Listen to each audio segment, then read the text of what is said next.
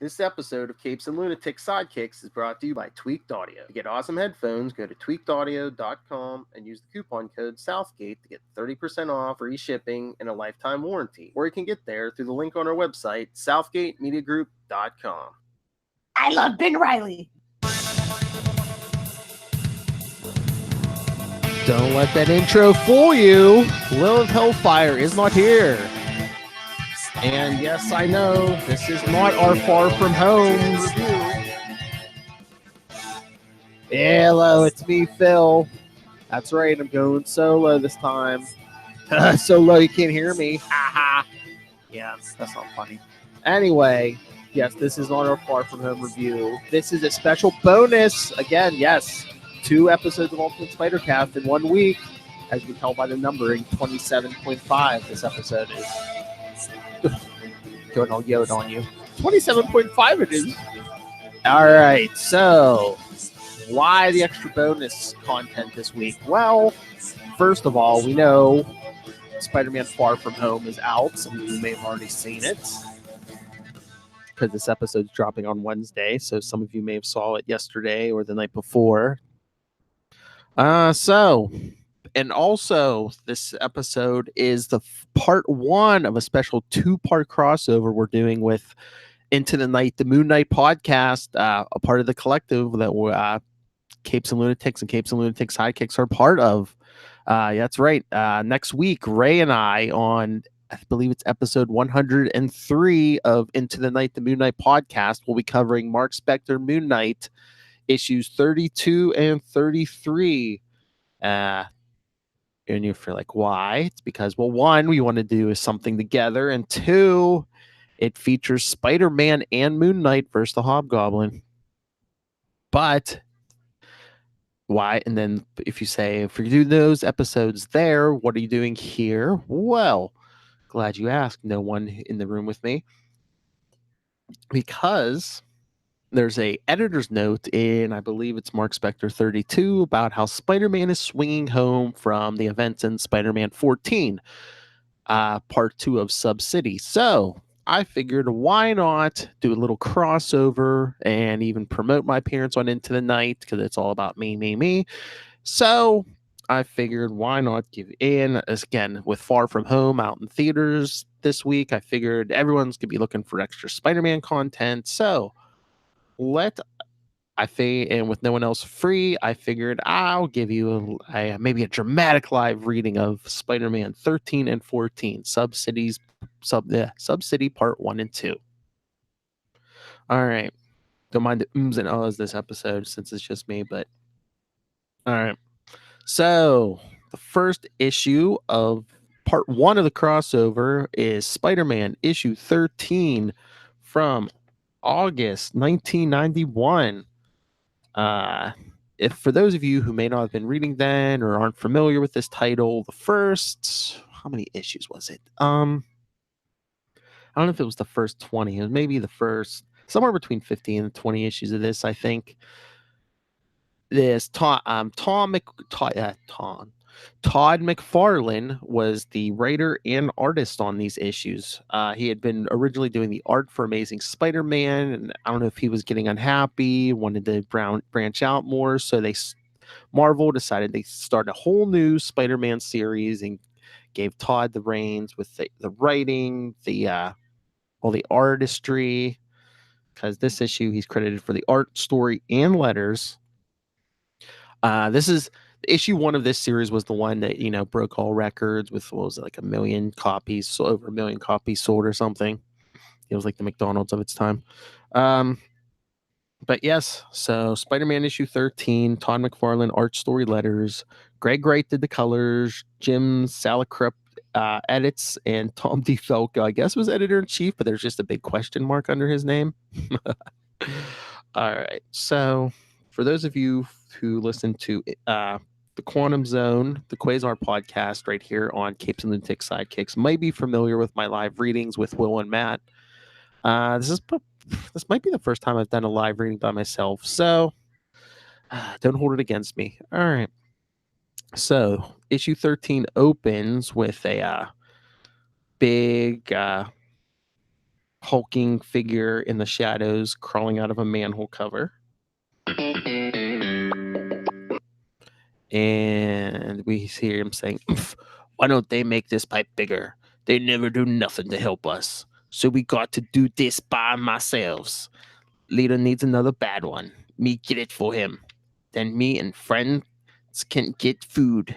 And me hungry," as he crawls out of the manhole and slams it closed.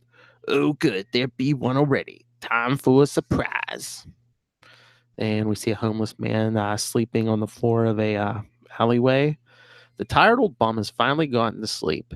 Here in the bleak back alleys of New York, a small piece of dirt has been turned into a temporary haven. Loud noises wake him. He can't focus upon what woke him, nor will he ever be given the chance. As he opens his eyes, like, "Oh, what's that?" And we see the hulking figure say, "Shut up, old man. Uh-oh, I maybe hit it too hard." Because he kind of punched him. We don't see where. We just see the fist, but we don't see where the punch lands. "Uh-oh, I forgot how soft the bad ones can be," with blood still trickling down his hand. But he still picks up the body. "Now me better hurry back for this bad one wake up. Leader be hungry. Leader get food. Leader be happy with me. Me good. Good, good, good. Tomorrow me find another bad one. Maybe one not so soft. But me must go. Lights start to make eyes hurt. Bad ones like lights." As he opens up the manhole again and crawls down with his unconscious victim. "Not me and my good friends. No way. Bye-bye, bad peoples. Oh, yeah. This is better." As he crawls down pulling a Kool-Aid man going down the manhole. "Oh, yeah." All right, so we don't get any caption boxes or anything that says we're changing the scene, but the next thing we see is Peter and Mary Jane at home, sitting on the couch or something. And Peter's saying, "Oh, come on, Mary Jane. It was a joke. I'm not going out of Spidey. Come on, lighten up." And she says, "It's not that, Peter. I'm just bored." He says, "I know it can take your mind off that boredom." And she says, "Is that all you can think? Let's do something fun. Not that what you want isn't fun, but I was thinking, how about we hit the clubs? I can call Flash, see if Felicia and he can join us. Maybe Harry and Liz, too. That'd be fun." And then Peter picks her up by her butt. She's saying, "Peter, what are you?" And he says, "My dear beauty, you want fun?" And we just see a bunch of thwips. He's like, "I've got fun."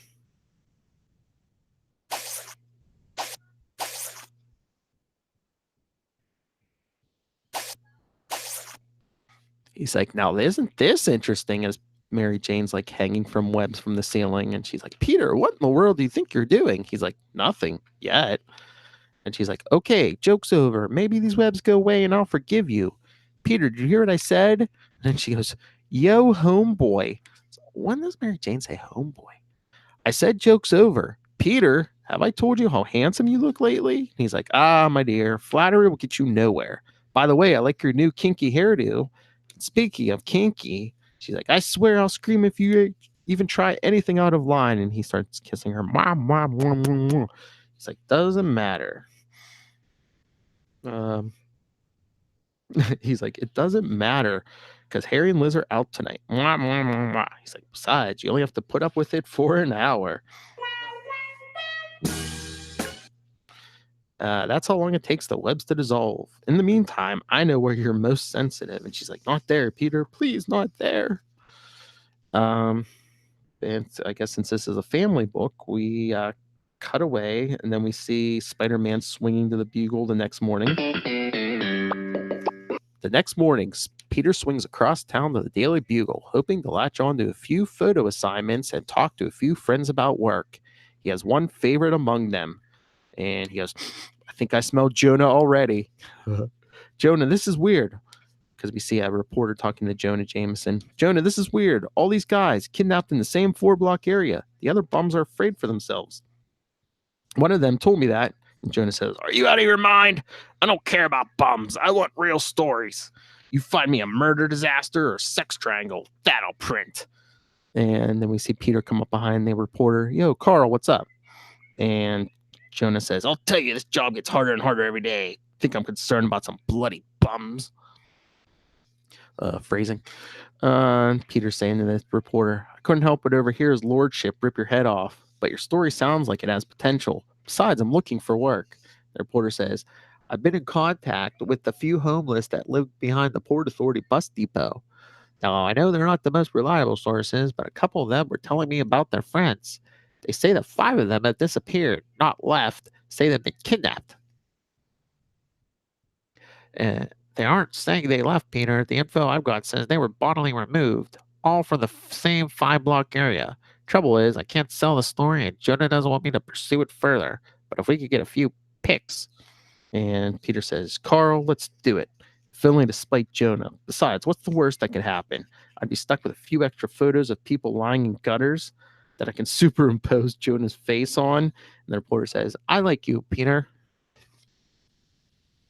And again, cut away, even though there's no dialogue or anything. But next thing we see is Spider-Man, I guess, hanging from webs over a alley, going num num num num num. God, I love the chocolate ones. Maybe I should think about doing a commercial for them. If Paula and MC, I'm guessing Paula Abdul MC Hammer, can do one, why not lovable little old me? Sure be a heck of a lot funner than hanging out at this alleyway. Carl said this was the area where the bums disappeared, so a bit of surveillance just might pay off. Even if this isn't headline news, maybe something strange is definitely going on, and I doubt that anyone really cares much about the homeless to do anything. So push over Parker, let's guilt get the better of him again. But since there is a lull in the action, it's time to make another decision. Will it be the rather sweet-looking caramel, the ever-tempting apple cinnamon, the simple yet well-stated vanilla, or, I'm going to break this bad habit of talking to myself as he has a donut stuck to each finger with his, powers. And then all of a sudden, Peter sees someone running down the alley. Huh? And guy saying, help! Someone help me! And Peter bounces down the wall. Hey, buddy, slow down, man. What's the rush? You just ruined my lunch. The guy says, they're coming, please. I can't let them get me. They're coming. You won't be able to see them. And Peter says, what are you babbling about? And he's like, spider sense from the shadows. And we see, I guess, looks like garbage or something's getting thrown. Whoa, garbage. Someone's trying to beat me up with trash.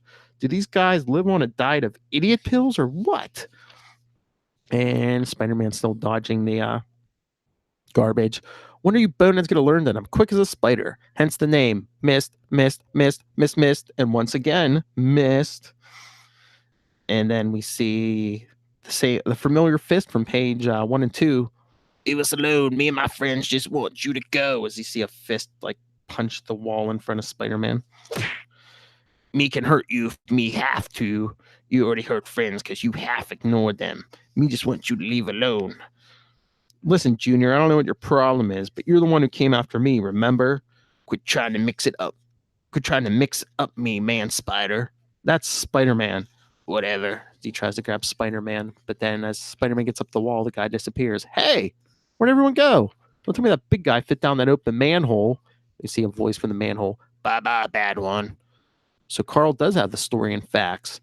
I said, don't tell me. It's pretty obvious this is the guy kidnapping the bums in the alley. Problem is, I don't have the proper film to shoot in the dark, but guilt beckons once again, and I'm its humble servant, as usual, as he dives down the manhole. Then he's thinking, oh, darker than I thought. Can't see 2 inches. Maybe this wasn't such a great idea, huh? Sounds like the subway train coming. Yeah, you're thinking, wrong. Can't see Junior, but Spider Sense lets me avoid him. You are dumb to come to my home. Now friends can help. Friends? Just what I need. Get the man bug. And we see a bunch of shadowy figures reaching for Spider-Man. If I can't see, I can't hit. So I'm out of here as he jumps out of the manhole. And next thing we see Peter out of costume at home with Mary Jane. And Mary Jane saying, Peter, no. I don't care about your reasons. You know how I feel. Venom hurt me bad. I don't bother with that because you've got your own problems, but the sight of seeing you in that black costume again would be too much. I don't ask for many things, Peter. I knew what I was getting into when we got married, but this is one time I can't forget my feelings. He's like, MJ, please, I'm not trying to push this on you. She says, then what do you call it? Reality. Listen, sweetie, I don't want to fight, but I've been Spidey for a while now, and I know what it takes to win. These underground folks see my costume like a beacon. I need to protect myself. More important, I need to find the bums that are missing. Listen, MJ, I understand your apprehension. I really do. But you've got to try and see some of my motivations. I'm not asking this on a whim. You know me better than that. I've been fighting crime for years now, and I'm still able to tell about it. A big reason is safety. If I don't have the confidence going into battle, then I shouldn't enter it. But if I choose to go, then I need to be prepared. My choice of going has always been the same ever since Uncle Ben was shot. So I know that black costume make so I know how that black costume makes you feel. Venom terrifies me too. But those homeless people are victims, just like you were. Let me see Mary Jane saying, when we got married, I knew what I was about to get myself into. But I have to tell you, Peter, I have trouble coping with your career at times. Most of the time I try to hide it, try to laugh it away, but the odd time I hurt inside, not because you're Spider-Man, and not because you might get hurt. I think it's deep down I know I can't help you. I'd love to be of help, yet my own needs make me guilty. Does that make any sense? And he says, perfect. Look, maybe I can get another hero too. And she says, no, you do, you have to. But please, I just don't want to see it. And next thing we see Peter changing in his room. It says 2 days later. And Peter's holding the black costume. And a lot of you may be saying, huh, I thought he burned that in Amazing Spider-Man 300. Well, the first thing we see him saying is, I've got to hand it to the Fantastic Four. Their seamstress did a beautiful job. Might as well see if it fits. Putting it on like a glove. Well, I should hope so. If you give her measurements, it should fit like a glove. Kind of feels good. Too bad my powers have to interfere with my marriage, though. MJ puts up with a lot. I owe her big this time. And then we see New York that same night. Another homeless bum has been snatched to the darkness below. And we see our friend from the beginning of the issue. Me am good, me am good, me am got a bad one. This one not as soft as last one. Took 4 hits to put down. But he was still mad that him I picked. It's because I love you, bad one. No, not really. Ha ha ha, me am so funny. Me am almost home. You stay here, bad one. Time for me to tell leader you am here. He soon be hungry. Me too. In the abandoned shafts under the city, a gathering of the good ones takes place. We see a voice say, come, brother. And next page, we see it's Morbius, the living vampire. Once again, my dear friends, you humble me. In the few weeks I've been with you, your wanting to please me has been most evident. To call me your leader shows a side of you that those above will rarely understand.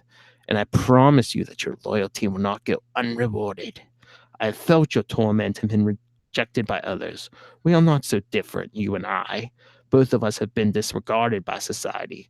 I, Morbius, will not forget you. You know that I drink blood to survive. Sometimes my guilt and self-loathing become almost unendurable. I, a physician who once saved lives, now forced to take them. You at least have spared me the agony of choosing those who will die so that I must live.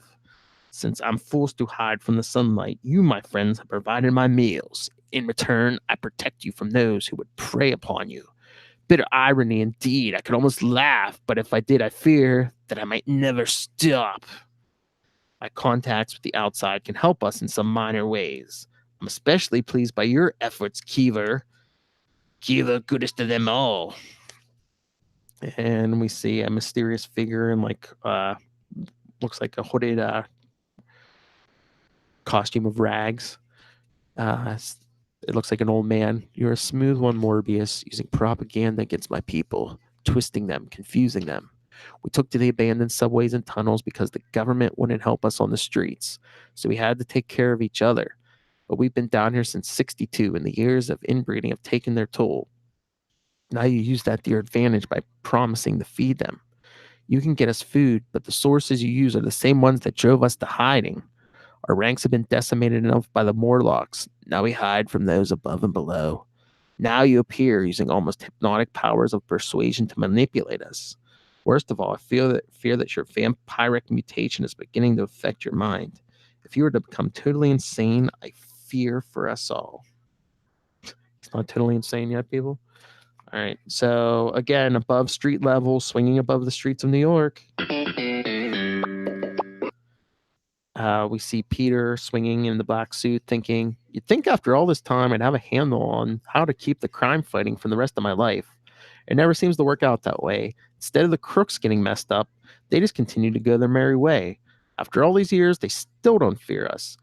Why should they? They know how to use the law better than we do. Thor, Cap, the FF, heck, even guys like Ghost Rider and Punisher are in their face. They've always got a new scam. What's even crazier is there are probably thousands of kids who would love to have my job. Joke's on them. And we see Peter swinging down to the same manhole cover. The sad part is I sometimes put myself through this just to get a photo. So who's the bigger fool, them or me? Anyway, there's the manhole I came up the other day. My black costume should give me a bit more camouflage against these mole people, or whatever they are. Of course, all my plans worked out so perfectly in the past. Can you say multiple screw-ups, boys and girls? Geez, it is dark. Been nearly half an hour, and my eyes still haven't gotten used to the darkness. Guess I'll just sit here and lay adjust. Then, my spider sense already. Maybe I shouldn't have put such a big spider emblem on my chest. And we see again a group of shadowy figures. It looks like a bad one that the leader will like. Let's get him, trade him for more food. A bunch of them coming from behind. Can barely make them out. Oh no, more from the left and the right. Can't quite see them all. The bad one, the bad one, the bad one, the bad one. Spider sense tells me they're here, but not the direction they're coming. Feels like they're everywhere. And we see Spider-Man getting tackled. I'm hungry. Someone get the leader fast. Leader fast. Leader. We've been invaded by a black bad one. And we see Morbius. Excellent. Though I'm sure Doctor Strange wouldn't approve. Let's show a guess who rules the underworld. No one trespasses without paying the price.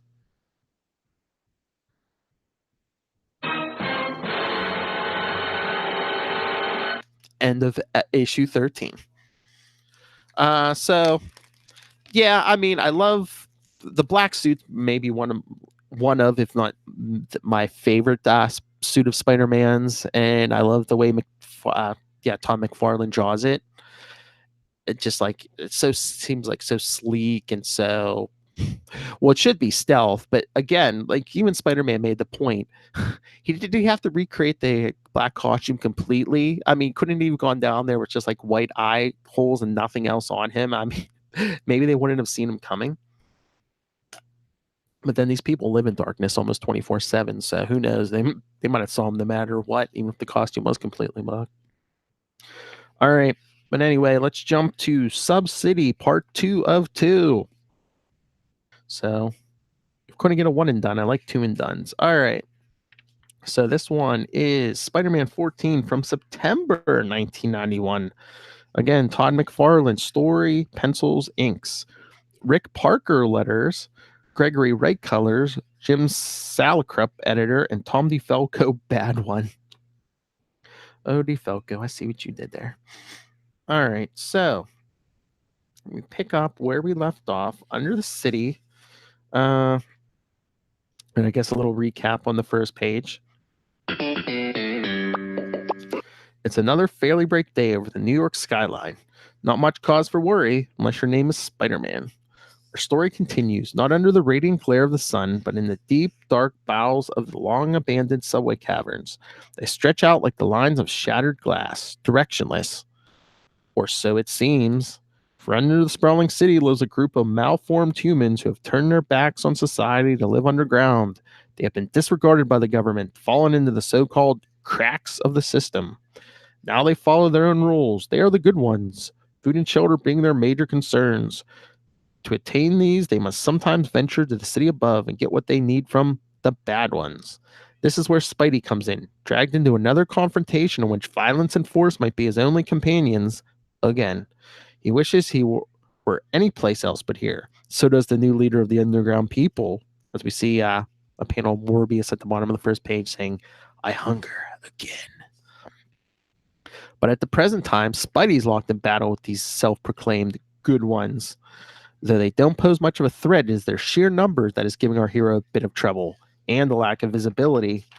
So like I said, once again, we pick up where we left off with Spider-Man crawling through this massive horde underground. Great, just great. I don't know what's worse, the fact that these guys are kidnappers and possible murderers, or their incredibly offensive body odor. It's a times like this, I wish I wore a utility belt. Then I could carry Spidey nasal plugs. Get it. Get the bad one. Stomp the bug. Squish the bug. And we just see the crowd screaming, get him. Stop him.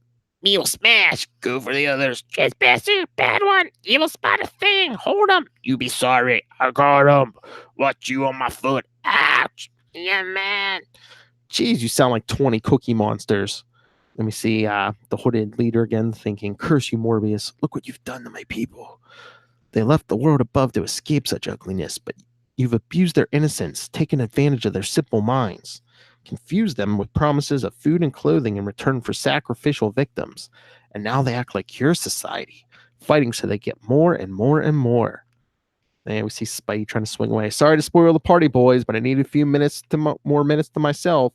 No, come back. We need you. We be good. Promise. We didn't mean it. Get off my foot. Stop the spider thing. We like you. And Spider-Man's hanging from the ceiling. Whew. What a bunch of wackos. Why would a gang of poor homeless bums from the subways kidnap a gang of poor homeless bums from the back alleys? More importantly, where are the kidnapped victims? I heard them mention a leader. Bet he'll have a few answers. But since these boys won't take me to him willingly, I'll have to resort to other means. We be nice. Come down. We like you. We love you. And Spider-Man swings back down. Attention, troops. A free Wayne Gretzky rookie card to the first one of you to string 5 words together in a sentence. Me and friend. Ooh, almost, but not quite. Anyone else want to try? Let me see him plunge down in the middle of the horde. Luckily, my eyesight's starting to adjust. Won't have to rely on spider sense so much. He comes. We be good. Yeah, we're nice. Extra nice. Best buddies. Ha ha ha. We trick. Mean it won't be nice. Me not buddies. You be fooled. Spider thing is dumb. We faked. We faked. This has gone far enough. Oh, bad is mad. Oh no, oh no, oh no, oh no. Ow, get on my foot. Oops. Uh-oh. And again, I don't know if mirroring the first issue, we see a bunch more thwips. And a bunch of the crowd is webbed to Spider-Man's arms and legs now. Help! Me promise to be good. I'm sorry it had to come to this, guys, but we weren't accomplishing anything. So if I can't get you to leave me alone, maybe hiding behind your friends might help. Now, I know that you dudes are usually cutty little Boy Scouts and won't harm a flea or a spider, so I need to know where your leader is. We can't let you see him. Only the good ones can be at his side. We are from above. You are the ones who forget us, turn your backs when we needed help. We won't let you confuse us anymore. Get him, friends. He must not escape. Aha! Someone who can talk. What a concept. What a joy. You must be a card collector. Anyway, you guys want to fight? I'll give you a fight, but don't blame me if I rip a few arms and heads off and use them as clubs. Besides, I'm famished and you guys smell pretty tasty. Yum, yum, yum. Now I'm really ready. So who's going to be the first victim? Not me. Oh, me. No, thanks. Take him. Shut up. Enjoy yourself, sir. Look at that. A little overacting in the red, and they part like the Red Sea. Thanks for coming. Enjoy. Say hi to leader for us. Which direction is your boss, guys? Spider-Man saying to the guys still webbed him. Keep going straight. Yeah, straight. Mm-hmm. And then a few minutes of sloshing through subway tunnels and sewers later. I appreciate the information, fellas, but I can handle it from here as he starts pulling guys off his arms and legs. I'm glad to see your friends were smart enough to stay behind when I'm mad it can get pretty ugly. Well, I wish I could say it's been fun, but I won't. That reminds me. In the meantime, you stay here like good little boys. Those webs will eventually dissolve. I just hope none of you have to use the bathroom in the next hour. Sometimes that crack me up. Now to get down to some serious business. I still haven't seen any hint of the kidnapped victims. They have to be here somewhere. And I'm really bummed that this black costume hasn't helped me one iota. Their eyesight is incredible. Could have spared Mary Jane from the painful memories this costume brings. Uh-oh, spider sense, he thinks as he's swinging and something flies by below him. Looks like some giant bat or something. Not another mutated creature gone wild, I hope. Because I believe it was the last story arc in this book. Spider-Man and Wolverine had an encounter with the Wendigo and a bunch of people in the Canadian woods. So I believe that's the mutated creature he was talking about. But this time it's Morbius. They are but mere children, innocent and caring. Beware, Black Devil, you will torment my friends no longer. Let's see how you fare against someone who can oppose your power. I've not had to make the choice of which victims I use, but you have forced my hand. Hey, that's no bad. It sounds just like Morbius. What? How can it be that this Black Devil knows my name? I do not like the kind of tricks you're playing, monster. My presence down here mustn't be known. No one will ever accuse me again. For crying out loud, Morbius, it's me, Spider-Man. You know, the friendly neighborhood kind of guy. I'm just looking for a few answers. Maybe you can help me out. What do you say? I am not so easily fooled, idiot. Until recently, I lived in the city above. I am well aware of what Spider-Man is all about. You're not even close. So come up with another plea or lie that would change my mind. What's wrong with him? Last thing I knew, he was hanging out at Doctor Strange's house trying to come up with a cure for his vampiric state. Right now, I have to say the good doctor wasn't too successful, as he's dodging Morbius, and then they start grappling, and Spider-Man's leaping out of his way. Listen, Morbius, I don't have time to hear your problems. I got a few of my own. Like, where have all this kidnapped homeless people disappeared to? And don't tell me you don't know. I had no choice, don't you see? I can't just let myself die. My urges are stronger than anyone can imagine. But I'm tired of having to pick out the next victim. Tired of playing God. Now you've made my choice easy. Wrong. Whether you want to accept it or not, we have fought before, but you always seem the one to find another solution to drinking blood. I don't know what's happened to you lately, but you can't just give up now. Not after all the years you struggled against it. You're better than that. You're a doctor, for God's sake. You're right. I am a doctor, but this has nothing to do with science. Everything I hold dear has been stripped away from me. My practice, my colleagues, my loved ones, and worst of all, my dignity. To think it's easy for me to prey on others for survival? They curse you, Spider-Man. It doesn't matter what it is that you leave here at once, for I have sworn to protect the people who live here. In return, you bring me the victims and ease my burden of having to pick them myself. I couldn't take that kind of madness any longer. Now go! And Spider-Man gives him a nice big haymaker to almost worthy enough of a Sal Buscema artist work. But no, this is the more McFarlane as Spider-Man punches him across the tunnel. Don't you dare threaten me. You think I'm going to just up and leave because you can't take the pressure? You better think again. Like I said, he gives him a big, strong punch. Ugh, fool. Can't you see I have no choice? I've agonized over this time and again.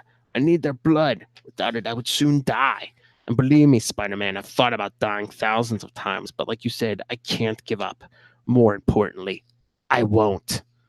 I'm not asking you to die. Give me a break. I'm telling you there has to be a better way. Even I know a bit about science, and there are tests that can... Are you deaf? I said this has nothing to do with science. I've tried everything. That's why I was living with Doctor Strange for a while. I knew my cure would not come at the hands of modern medicine. Nothing can help me. Don't you understand? All I can do is accept my fate and learn to live with it. That's garbage, Morbius, and you know it. Shut up. I know we've battled in the past. I thought this meeting could end differently. I've obviously given you far too much credit. I've been told that you heroes can be blinded by your own form of justice, not wanting to reason out an answer, not wanting to hear the other side. So if I have to come down to your level, fine, as he tackles Spider-Man into the wall. Because if you're looking for a fight, then, mister, I'm in the perfect mood. A fight? Jeez, take a look at who's attacking who. The only reason I haven't mopped the floor up with your ugly face is out of respect.